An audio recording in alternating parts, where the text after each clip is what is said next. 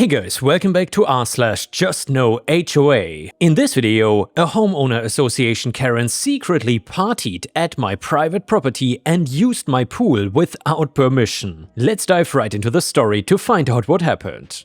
A few years back, I ended up accomplishing one of my lifelong dreams, which is to own my own house with a beautiful pool in the backyard. It took me years and years to save up enough, but after a ton of careful planning, I finally pulled it off, and let me tell you, I fell in love. I absolutely adored everything about the house, from the layout to the decor and the yard. The neighbors seemed like sweethearts, but I was ready to spend the rest of my days in paradise. But then I met the HOA president and everything suddenly took a 180. I don't know what I did to tick her off, but the first time I met her, she informed me that my house was violating a bunch of random petty regulations. I'd never heard anything about these strict HOA requirements before I had bought the house, but I loved everything so much that I was willing to look past it. I paid the fees, gritting my teeth the entire time, and told myself that I could just ignore them after this. A few weeks after that, I came home to one of the strangest sights of my life. There was a pool party going on in my backyard and I had not been invited. Yeah, you heard that right, my Karen of a HOA president had decided to host a whole party right in my yard without even asking for my permission. There were at least 10 guests, but I did not stop to count. Now, if you're wondering why she thought this was a good idea after she badgered me over a bunch of petty non-issues and forced me to pay some fines, well then your guess is as good as mine. I can only speculate that she wanted me to learn my place so she could walk all over me. Part of me wonders just how many other residents of the neighborhood she tried this on before getting so confident that she could pull a stunt like this without even asking for permission. Unfortunately for her, this little scheme had the opposite effect. Whatever she intended, it could not have been my response. I was incensed and I instantly demanded to know what the hell she was doing. When everyone else was clearly shocked by my arrival, I got even more pissed off. Apparently, Karen had told all of them that she had already secured my permission for this, and if nothing else, that did make me a little less annoyed with my other neighbors, but a lot more annoyed with Karen in particular. It also seems that the previous owner of this house was happy to let her use the pool whenever she wanted, so this was a regular tradition. In the back of my mind, I wondered if she might have bullied the last owner into letting her use the pool whenever she wanted.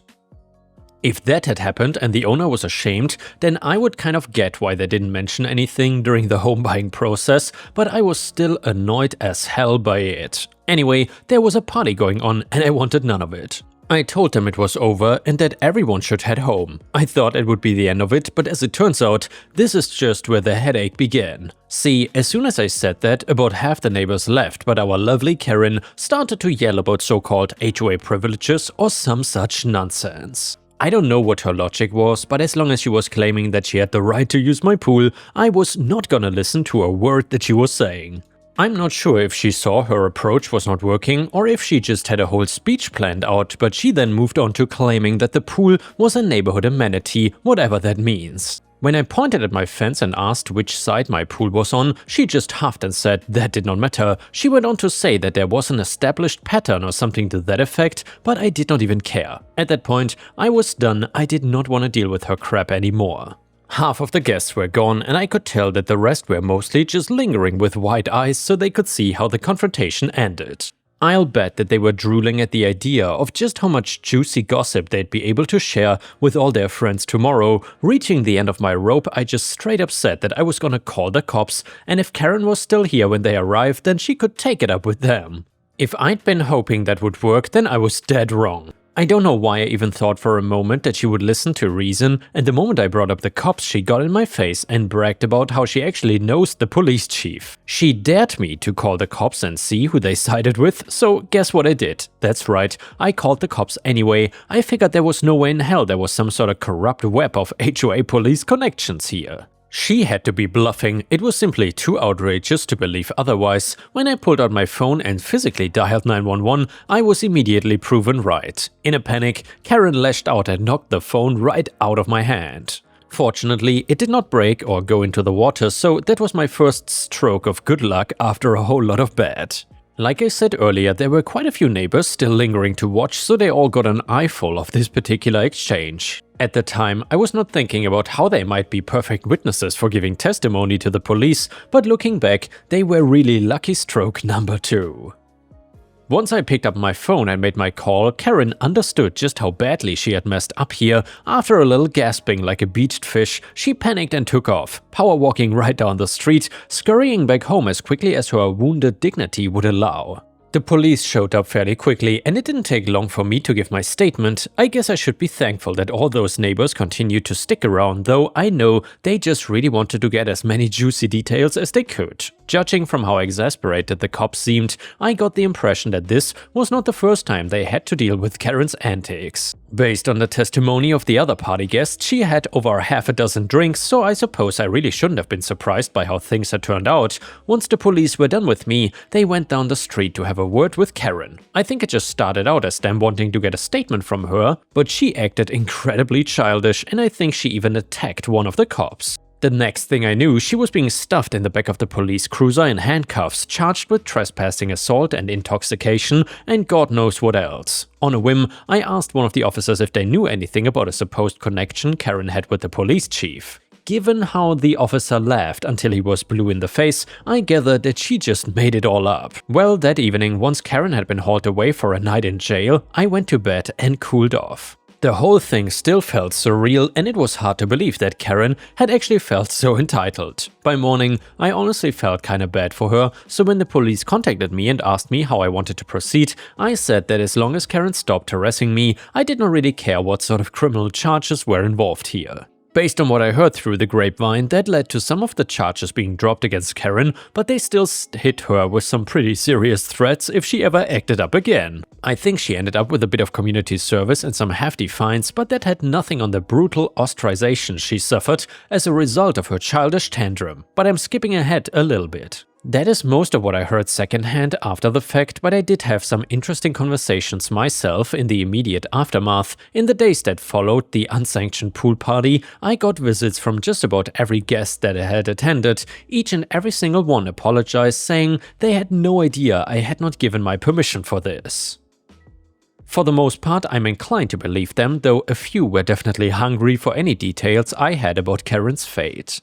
They all wanted to be the first to tell everyone else about what had happened, so they were very disappointed when I had nothing to share. The next time I saw Karen was a couple of weeks later. I don't think she had been held in jail for more than a night, but after she returned home, she barely showed her face around the community anymore. She got pretty swiftly removed from her position as the HOA president at an emergency meeting, which I only know because they took great pains to notify me via several newsletters. They also let me know that there had been several updates to the regulations that I had allegedly violated, meaning I would get refunded for the incorrect fines I had to pay before. The thought was nice, but at the same time, maybe they were just worried that they might also be liable for civil damages if I decided to file a lawsuit. I did not bother filing a lawsuit, by the way. I figured that everyone had learned their lesson, and as long as I got left alone, I was perfectly happy with the outcome. In a somewhat ironic twist, I did get closer to a few of the neighbors that had attended the pool party. It was a bit of a bonding experience, and we found that we had a lot in common, so I ended up inviting them over for some fully legitimate gatherings in my backyard. None of the big gossipers were invited though, so don't worry about that. As for Karen, she pretty much lost all her friends in the neighborhood, though I'm not sure if they were ever really friends in the first place. I got the sense that they were mostly just being bullied by her or happy to enjoy the benefits of her little power plays, such as, to pick a random example out of a hat, pool parties with booze, and when she put on a party to show that she could use anyone's backyard as she wanted, then I suppose everyone else was just happy to show up and enjoy the barbecue. It was less than a month of social ostracization before Karen threw in the towel and decided to sell her house. However, I like to think that the final straw was me joining the HOA. Oh yes, and when all was said and done, I decided maybe the HOA needed a voice of reason to make sure none of this nonsense happened again. I wanted to make sure that all residents got fair treatment and did not have to deal with petty garbage like I did. I ended up rising through the HOA board pretty quickly, and I suspect that had to do with how much people enjoyed having fully condoned parties at my pool. And yeah, if Karen could have just asked nicely, then she could have enjoyed them too. And the next one is titled, Me versus Entitled Coworker Gets Me Fired, but I Got the Last Laugh. Posted by user Muteki Gamer on r/Ripestories, which is our own subreddit where you can post your own stories, and there's a good chance that I will read them in a video if you want. So this story took place while I was in my early 20s, and at the time I was working at a mom and pop's Waffle House. It was my day off and I had went there with my girlfriend's grandkids at the time, an 8-year-old and a 6-year-old, both girls, to pick up my paycheck. One of my coworkers, who I will call entitled coworker, was working that morning. Her entitled brat was also there, getting into trouble while his mom was blissfully unaware of her brat's actions. The entitled brat spots me and my girls and starts picking on and messing with them. When he says he did not have to listen to them, this is where I stepped in. Me, they told you to leave them alone. Entitled brat, I don't have to do what you tell me. Me getting annoyed, get lost, now. Sensing me getting angry and me staring dead into him, he scurries off. I thought this was the end of it, but alas, it was not. Now comes the entitled coworker EC. Did you tell my angel to get lost? Me, he was annoying my daughters, and aren't you supposed to be working instead of bothering me? She knew I was right and she returned to work. A few minutes later, the entitled brat comes back with what I thought was a toy gun, to which he starts messing with my daughters once more. The moment they started tearing up, I went into full protective dad mode. Me ripping the toy out of EB's hands. You come over here and mess with my daughters again? Not only will I spank you in front of all these people, I will tell your mom that I did and you're gonna tell her why. And now get lost. I then broke the toy in half and threw it in the trash can. Cue the crying from EB. Entitled coworker comes raging at me and says, "How dare you make my angel cry?" Me, well, how dare your brat harasses my daughter? Now should I bring the owner into this or are you gonna back off? And just then the owner, I will call him Awesome Owner or AO, steps out of the back. AO, coworker, I need to see you in the office now. EC goes into the back while the cook on duty took care of customers. About 10 minutes later, entitled coworker comes out of the office looking enraged. This is not over. Then owner calls me into the office, and while in the office he tells me that he saw everything that happened on CCTV and informs me that coworker was written up and hands me my paycheck. I thank him and I leave with my daughters feeling victorious. A few weeks later, I came in for my shift. It was a graveyard shift and everything went off without a hitch. EC comes in later to take over and literally starts nitpicking everything I supposedly did wrong. Like not refilling all the salt and pepper shakers and napkin dispensers to her liking. I brushed it off and left for the day.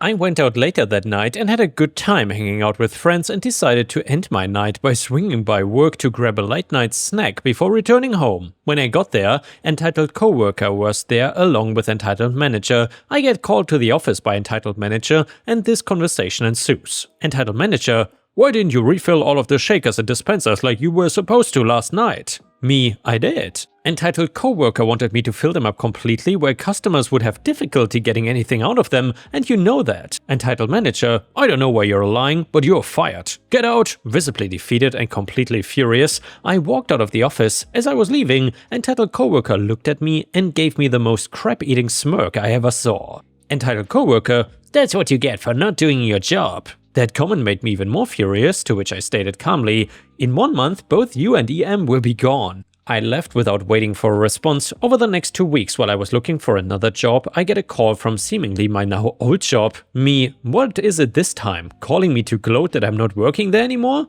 Unknown person, what? No, I'm the owner's son. I did not even know you got fired. Who fired you? Me, the entitled manager, by listening to the coworker's lies. Owner's son, I'm sorry that happened, man. I will look at the CCTV and give you a call. Better yet, swing by the store next week and we will talk about it. Me, alright, I'll be there. And well, by the 3rd week I had secured a new job and went to my old job to talk to owner's son. It just so happens that EC was also working that day with the manager alongside her. As I walked inside, both the coworker and manager spot me. Entitled manager, what are you doing here? Entitled coworker, yeah, you're not supposed to be here. You're fired, remember? You're not supposed to be on the property. Owner's son steps out of the office.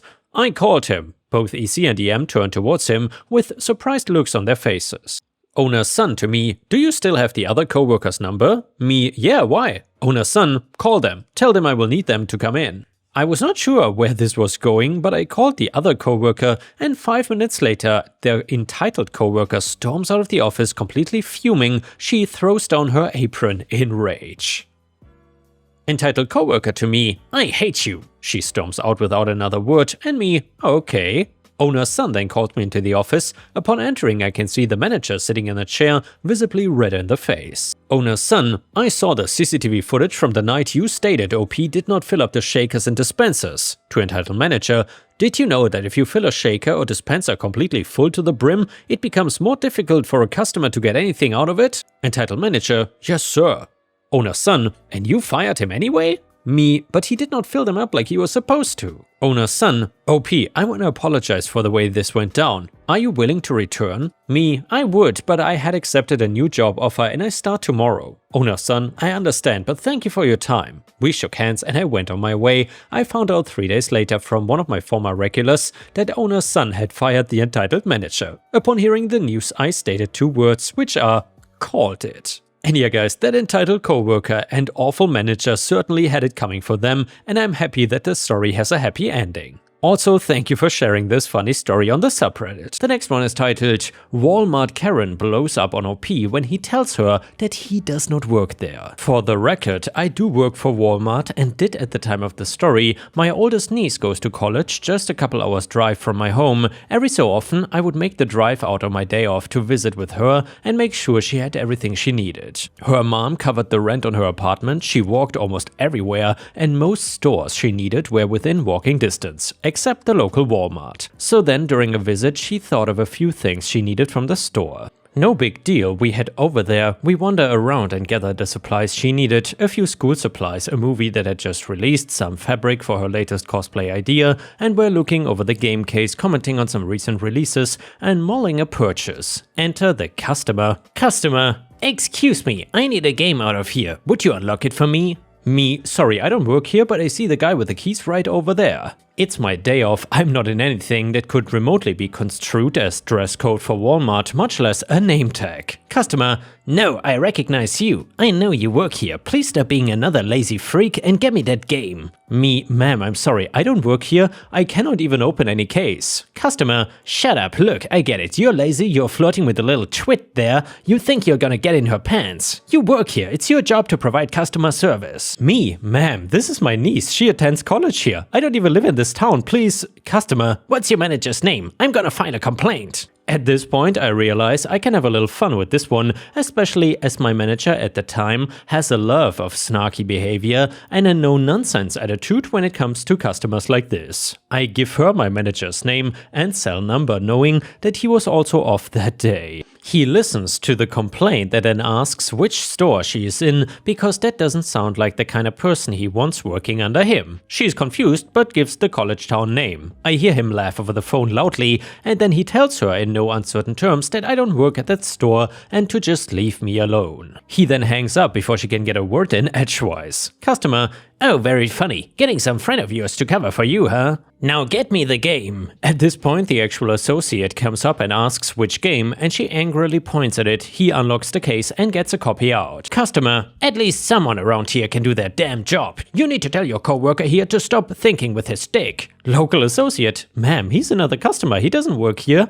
And please don't use that sort of language in the store. Customer: another cover story. Damn. Local associate: ma'am, please refrain from swearing in the store, there are children nearby. Customer: F you and your whole effing store and your damn horny Fs who don't do their jobs. I'm going to GameStop. This attracts the attention of the store manager, who comes over to see what the commotion is. Store manager, after listening to a profanity-laden rant about the poor customer service: ma'am, I'm going to have to ask you to leave. You are harassing other customers, pointing at me and my niece, belittling my staff, pointing at the actual electronics guy, and your language is not appreciated in Walmart. The exit is this way. If you don't want to leave out of your own accord, I can have the police escort you out. It finally sinks in that I was telling the truth all along. Color drained from her face as she slowly walked away, abandoning the cartload of merchandise she had already selected. I noticed her again on our way out, just staring blankly into her steering wheel. Update to the story: I just talked to her today and she had a surprise for me. She ran into that exact Karen who recognized her and apologized. My niece, still in college working on her doctorate,